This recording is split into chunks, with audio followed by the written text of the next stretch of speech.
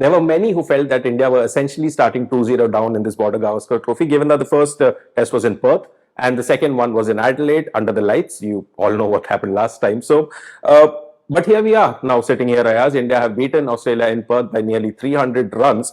So let's go step by step. Let's first talk about captain Jasprit Bumrah, and he's also been the destroyer in chief. So he had a wonderful first innings where he took 5 wickets, especially Steve Smith with that first ball, and then he continued to set the tone in the second innings, getting 3 wickets. And he later allowed Washington Sundar and Harshit Rana to essentially clean up the tail. So, what were your thoughts about Bumrah, the bowler and captain?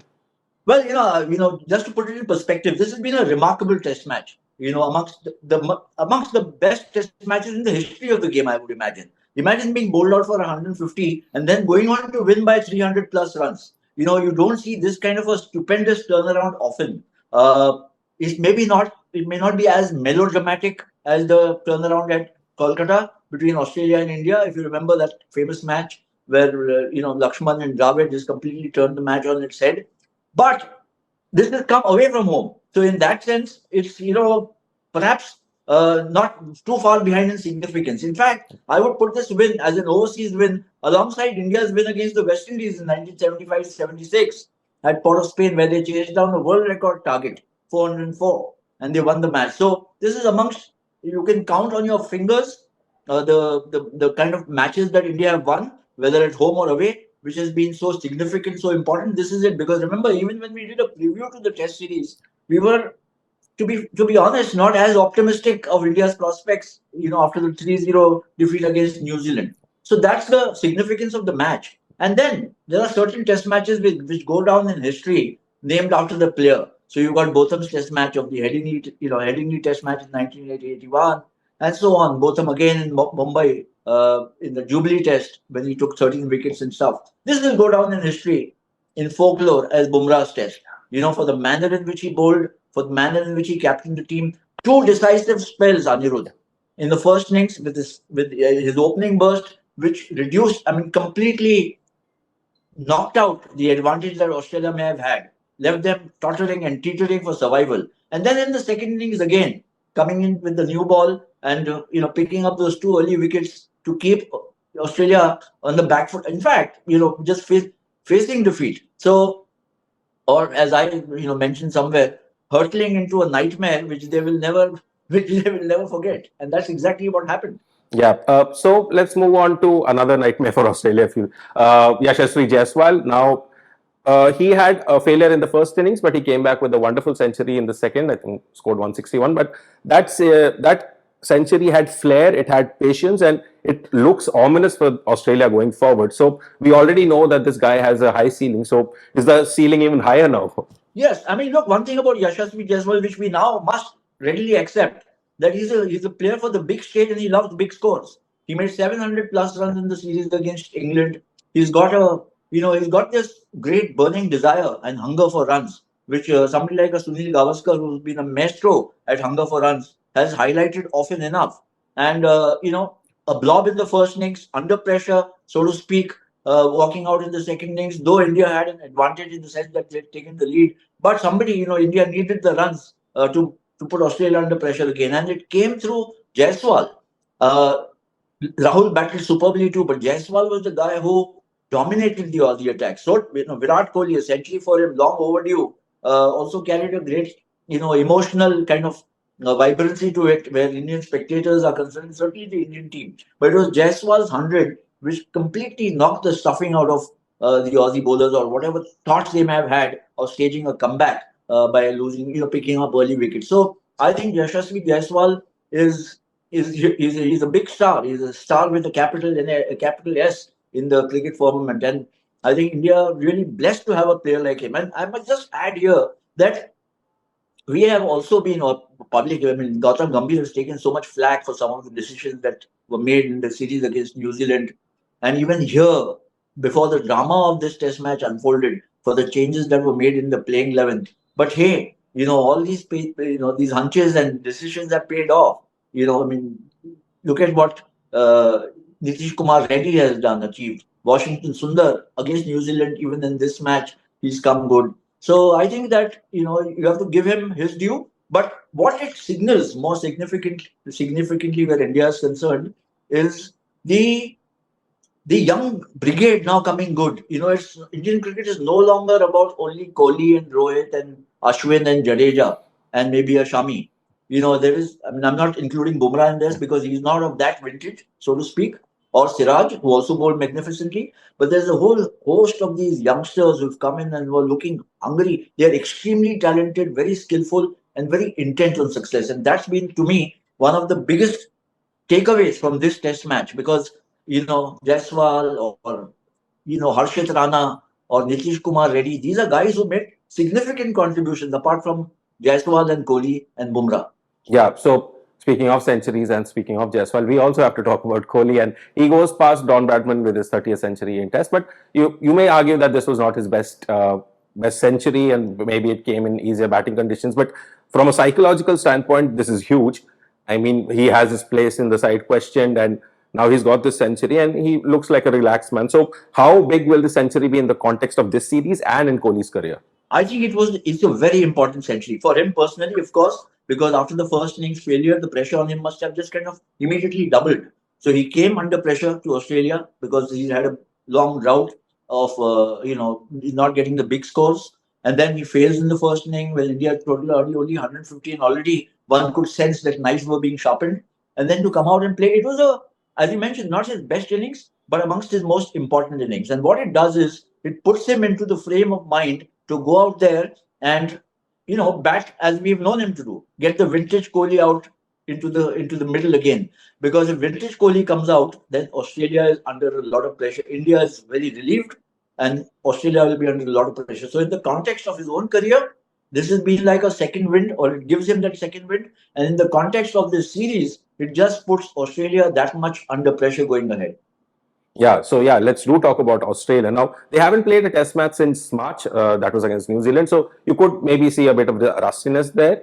Plus, you can't, as we mentioned earlier, their top order was vulnerable, and you can't expect someone like McSweeney to come in from first class cricket, and especially to bat in the position he's not used to. I think he bats at 4, and to open and then have the additional responsibility to take on Jasprit Bumrah first up. So you have to feel for the guy. So, however, but let's not forget that they are the World Test champions, and you could argue that they got the worst playing conditions in this test, but you do expect a turnaround come Adelaide. So, what are you expecting from Australia, and do you foresee any changes going ahead? I see them fighting back, ferociously because they are one down. And remember, they've lost the last two series at home, so it's really denting their pride. It's hurting their pride a lot. I think you're right. You put your finger on the pulse of why they failed because their top four didn't make runs in either innings. I think between them, the top four in both innings have not totaled 30 runs. So that's a monumental failure. Yes, in the first innings, the pitch was helping the bowlers and so on and so forth. But India recovered strongly to score, 400 plus, while Australia bowled, I thought, quite poorly. Didn't just get the right lengths like Bumrah and Siraj and even Harshit Rana showed what it takes to get wickets on this pitch. And then I thought even in the second innings, they played some very loose shots. I mean, on the last morning, the way Usman Khwaja got out, and Manas Labuschagne looking a pale shadow of himself actually in both innings. So I'm Steve Smith. I mean, when you talk of these failures, I think one must credit the Indian bowlers for putting this is a fairly impressive batting lineup. It's a strong batting lineup. I mean, the delivery which got Steve Smith in the first innings from Bumrah, first ball, Golden Duck, was a brilliant delivery. And even the one which got him in the second innings from Siraj. So I mean, I just want to add before we veer off somewhere else on Bumrah. He's got that aura about him where now the fans and the audience and the spectators are expecting something to happen every delivery. That shows how special he has become. To me, he is a reminder of what I remember seeing the great fast bowlers in my life. Somebody like a Malcolm Marshall marking his run up, or a Michael Holding, or Imran Khan in his pomp. These were the kind of bowlers who you expected something to happen every time they got the ball in their hands, or a Waqar and Wasim when they were in the prime of their careers. So Bumrah now with the ball in hand, and he's got sublime skills. He just seems to have so much. His repertoire is so vast that given the conditions, given any pitch, given any batsman, I mean, in the series against England, we saw he came and bowled the decisive spells. In the T20 World Cup, he was the decisive bowler for India, decisive influence. In the ODI World Cup, without him, you wouldn't have reached where you did, despite all the fantastic batting. So I think Jasprit Bumrah has kind of, in the face of this pace trio, also competing with him in the same Test match, the Aussie pace trio, Cummins, Hazelwood, Stark, they've got 800 plus wickets collectively. They came off second best. So he is, for my money, he's now clearly the best bowler in the world and lethal. He's the kind of guy who, as they say, to use a kind of old cliche, that batsmen quake in their boots when they stand up and take guard against him. They don't know what's going to come next. Yeah, at least McSweeney looked like he did that. Anyway, I guess we have to talk about the IPL auction also, day one. So, a lot of huge bids, and Rishabh Pant goes to Lucknow for 27 crores. Shreyas Iyer goes to Punjab for 26.75, and then Venkatesh Iyer, the other year, goes back to Kolkata for 23.75. A lot of huge bids. Other highlights include Ashwin going back to CSK and Siraj not going back to Bangalore. I think he's gone to Gujarat. So for me personally, it felt a bit strange having a live audience seeing an auction. I don't know what the action was all about, but maybe that's me. But what were your major takeaways from day one? So, I mean, look, everybody anticipated quite correctly, and it happened that Rishabh Pant would get the highest bid. 27 crores is a lot of money. Shreyas Iyer getting pretty much close to what Pant got. And then we had this Venkatesh Iyer bid, which I think for me was the scene stealer, along with what Arshdeep Singh and Yuzvendra Chahal got, 18 crore each. I thought these were, one is that the kitty has swelled because now there is more money that the franchises have to spend on the players. So I think that the value will keep going up, from the 8, 10, 12 crore in the first season in 2008 for the marquee players. Now it's becoming 27. It could well go up to 30, 35. We don't know how it plays out in the future over the next, if there is an auction like this. But I thought that Venkatesh Iyer was clearly also, I think, for KKR, an aim to get him to, they see him as a captain to hold it, because he's been an old KKR hand and he's got that maturity and the experience, and they don't have a captain, so to speak, now, though there is Nitish Rana. The other, interesting development was, yes, Siraj doesn't go back to Bangalore. Shami not retained and also not picked by Gujarat Titans, though he's had a couple of really wonderful seasons for them. But R. Ashwin going back to Chennai, there's a hint of romance of sorts over there, isn't it? That player who started his career literally from Chennai Super Kings and then went on to become one of the great players of the modern era in all formats is now going back home. In a sense, it's a ghar wapsi for Ashwin. So, yeah, I mean, let's see what happens on the second day of the auction. But I think that the all-rounders, especially wicket-keeper batsmen, were the biggest in demand. And then, of course, the all-rounders like Liam Livingston, those who can win a match one way or the other. And then fast bowlers. Fast bowlers seem to have found a lot of favor. Leg spinners also like Yuzvendra Chahal. So, not too much departure from the previous auctions. These are standard kind of parameters that franchises and coaches and captains are looking for. But overall, I think it's been a fairly interesting auction, and we'll have to wait and see how the second day goes. Yeah, so yeah, as you said, second day to go, and we'll come back to you after that and before the second test starts in Adelaide. So that's it for this episode of Sports Room. We'll see you next time. Thanks, Andrew. See you. Cheers.